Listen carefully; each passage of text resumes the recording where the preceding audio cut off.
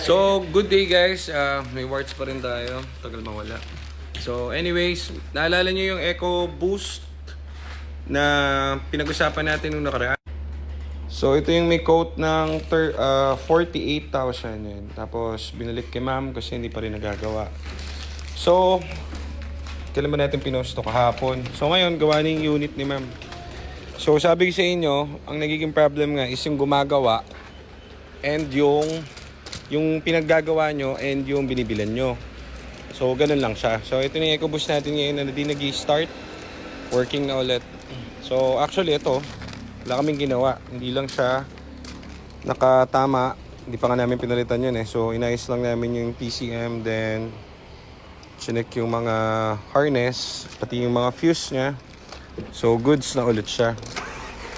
Start. So, yan. Working na ulit. Yung. So, ngayon, dahil na-stuck ko ng matagal, i-check natin yung mga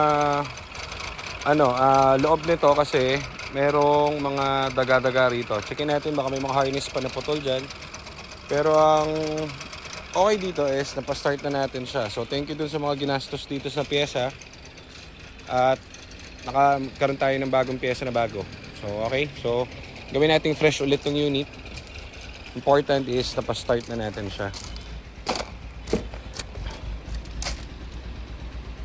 Okay, so checking na tayo ng unit. Medyo palyado pa, no?